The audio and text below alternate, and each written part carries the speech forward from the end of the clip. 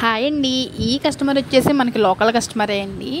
ఈ శారీ వచ్చేసి 4-5 years back అయితే వాళ్ళ బ్రదర్ మ్యారేజ్కి అయితే తీసుకున్నారు. అప్పుడైతే వచ్చేసండి మనకి నార్మల్గా జస్ట్ పైపింగ్ ఇచ్చేసి స్టిచ్చింగ్ అయితే చేయించుకున్నారు. ఇప్పుడు ఆ బ్లౌజ్ అయితే కంఫర్ట్గా లేదు. ప్లస్ ఇప్పుడు ఇప్పటికే బ్లౌజ్ చేంజెస్ వస్తున్నాయి కదండి.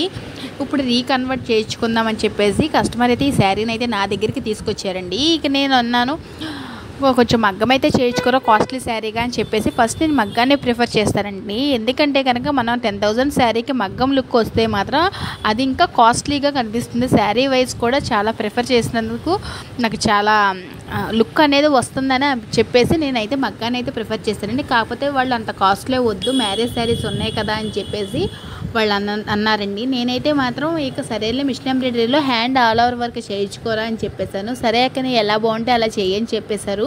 నేనైతే ఈ విధంగా అయితే హ్యాండ్ ఆల్ ఓవర్ వర్క్ని అయితే బ్లౌజ్ అయితే వర్క్ అయితే చేయించండి. నేనైతే కంప్యూటర్ వర్క్ అయితే కాదు, ఇది మిషన్ ఎంబ్రాయిడరీ వర్క్ అండి. నేనైతే వేరే చోట అయితే చేయించాను ఎంబ్రాయిడరీ వర్క్. నా దగ్గర కంప్యూటర్ మిషనే ఉంది. అంతకుముందు అయితే మన దగ్గరే కలకత్తా వర్కర్స్ ఉండి చేసేవాళ్ళు. నేను కంప్యూటర్ మిషన్ తీసుకున్న దగ్గర నుంచి అయితే నేను ఆ వర్కర్ని అయితే తీసేసాను.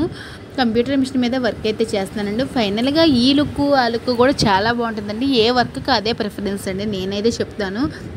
ఎంబ్రాయిడరీ మిషన్లో మాత్రం జరీ వస్తుంది కాబట్టి షైనింగ్ అనేది ఎక్కువగా ఉంటుంది. కంప్యూటర్ మిషన్లో థ్రెడ్ వర్కే కాబట్టి అది కొంచెం లుక్ అనేది తక్కువగా ఉంటుందండి.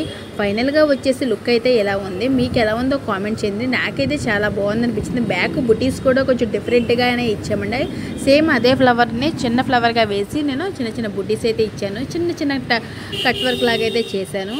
ఫైనల్గా లుక్ చాలా బాగుంది. అందులో కలర్ కాంబినేషన్గా ఉంది కాబట్టి ఇంకా బాగుందండి. మీకు ఎలా ఉందో కామెంట్ చేయండి.